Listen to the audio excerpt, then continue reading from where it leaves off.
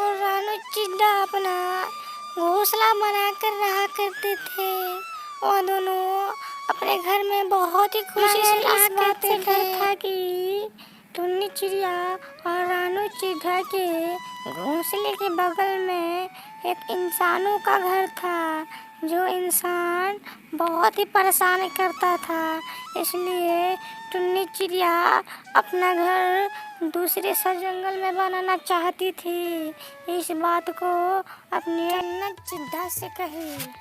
अरे जी, आप तो जानते ही हैं हमारे गांव के बगल में जो घोंसला है उसे बहुत ही इंसान ने हमें तकलीफ देते हैं। मैं तो सोचती हूँ कि इस घोंसले को छोड़कर मैं किसी दूसरे जंगल में जाकर बसेरा कर लूँ, जिससे हम बहुत ही अच्छे से रहेंगे।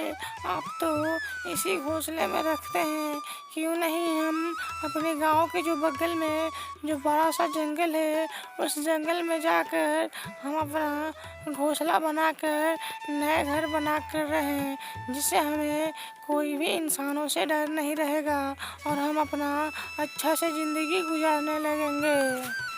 इस बात को सुनकर कुछ देर के बाद रानू चिड्डा भी रानू चिड़िया से कुछ बातें कहने लगता है। अरे रानी, कुछ तकलीफ की बात नहीं है। हम कल अपने जंगल में अपने घर बनाने के लिए बहुत ही बड़े सा पेड़ खोजेंगे, जिसमें अपना घोंसला बनाएंगे। तुम राजी हो तो मैं कल सुबह ही अपना घोंसला को खोजने के लिए चलेंगे। एक बहुत ही बड़ा सा पेड़ खोजकर उसी पेड़ पर अपना घोंसला बनाएंगे, जिससे हमारे इंसानों से भी कोई डर नहीं रहेगा। अरे जी, क्यों नहीं हम दूसरे जंगल में जाएंगे, क्यों नहीं चलेंगे। हमारे कुछ दिन में 2 अंडे आने वाले हैं, जिससे हमारे बच्चे पैदा होने वाले हैं। अगर हम इसी तरह इसी घोंसले में रहें तो इंसानों ने हमारे बच्चों को मार देंगे। उसके बाद टुन्ना चिड्डा भी इस बात को सुनकर हाँ कह देता है। अरे ठीक है, हम कल दोनों अपने गांव के बगल में जो जंगल है उस जंगल में लकड़ियाँ खोजने जाएंगे और अपना एक भारी सा जंगल के ऊपर अपना एक घर बनाएं। इस बात को सुनकर दोनों चिड़िया बहुत ही खुश हो जाते हैं। रात होते ही दोनों अपना नींद मल लेते हैं। सुबह होते ही वह अपने घर से निकलकर भारी सा जंगल की ओर निकल पड़ते हैं।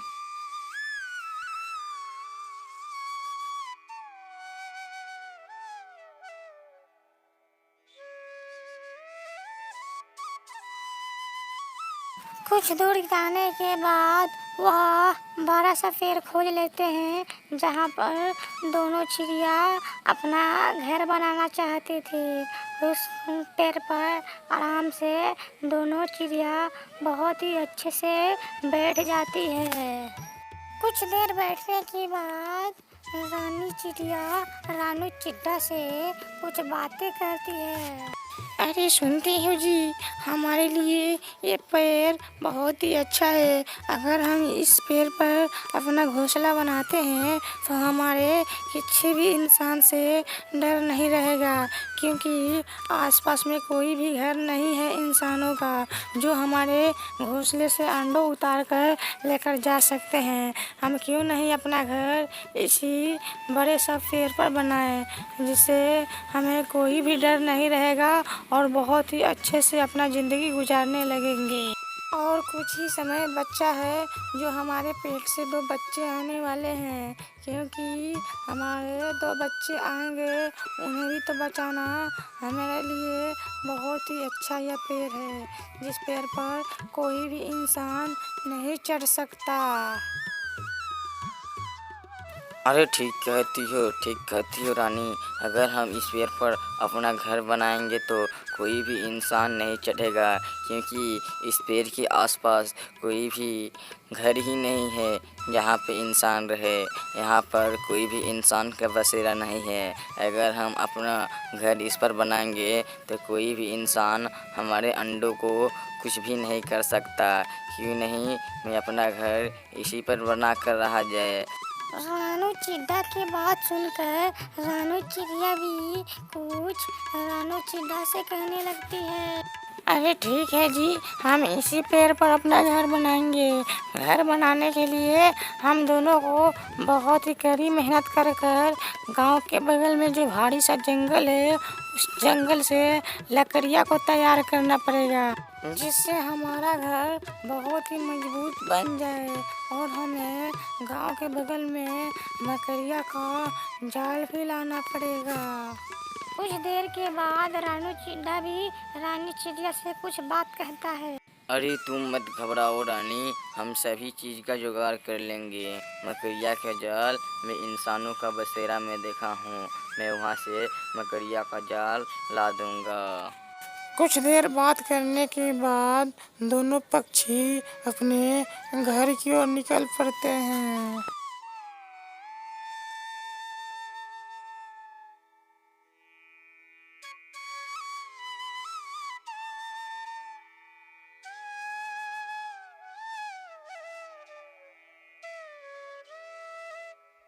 कुछ देर के बाद वो अपने घर में पहुंच जाते हैं और बहुत ही अच्छे से वो टूटी फूटी झोपड़ी में रहने लगते हैं। वो फैसला की होती है कि मैं कल सुबह ही अपने गांव के जो भारी सा जंगल है, उस जंगल से लकड़ियाँ बीनने जाऊंगा। रात होते ही वह दोनों अपने नींदों से ही जागकर रात काट देते हैं।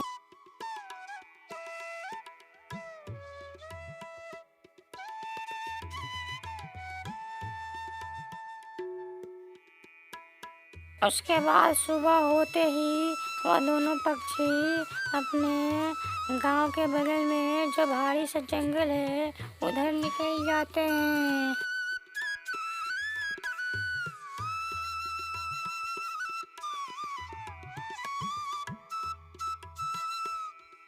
कुछ देर के बाद रानू चिड़िया और रानू चिड्डा दोनों वह भारी सा जंगल में आ जाते हैं, जहाँ लकड़ियाँ का तलाश किया जाता है।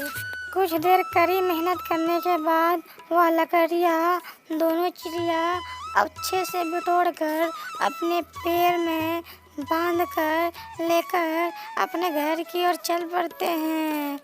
उस घर की ओर जहाँ वो अपना बहुत ही बड़ा सा पेड़ खोज कर रखी थी।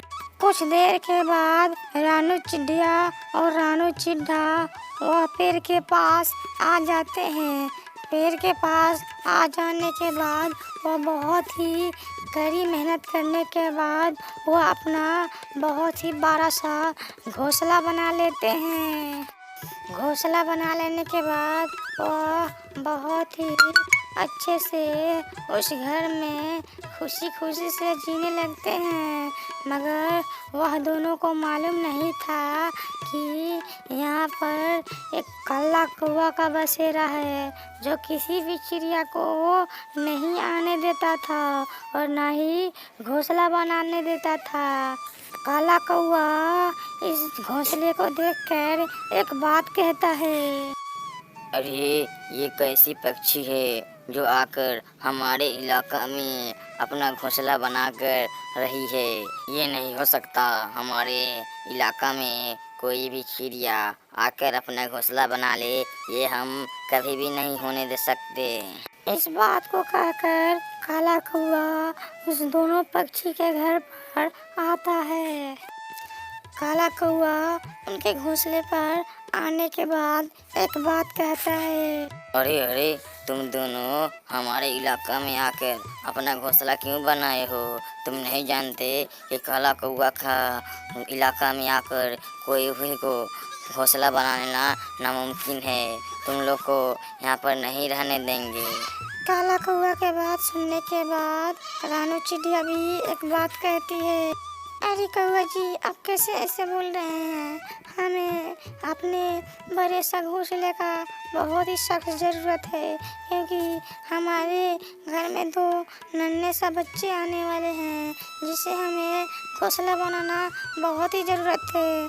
जहाँ में रहती थी वहाँ पर इंसानों का बसेरा था, जिसे हमारे अंडों का वह चुरा लिया करते थे, जिसे हमें इस जंगल में आकर अपना घर बसेरा करना रहता हूँ। अरे काला कौआ भैया जी, हमें अपने इलाके में रख लीजिए, जिससे हमें अपना बच्चों को बचाव हो जाएगा।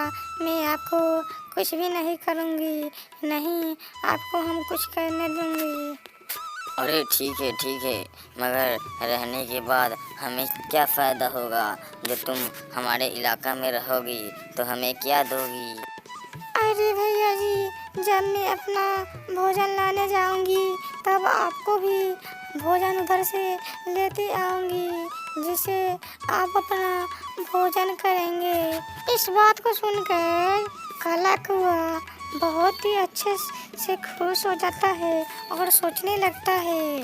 अरे मुझे तो अब बैठे बैठे ही अपना भोजन आ जाएगा, जिसे मैं अपना भोजन कर लूँगा। अरे ठीक है, तुम हमारे लिए तुम हर सुबह शाम भोजन हमारे घोंसलों में ला के रख देना, जिसे मैं अपना भोजन कर कर अपने ज़िंदगी को गुजार लूँ। तुम्हें इस जंगल में कोई भी इंसान ना कोई भी बड़े पक्षी तुम्हें हैरान कर सकती है, अगर जब तक मैं हूँ।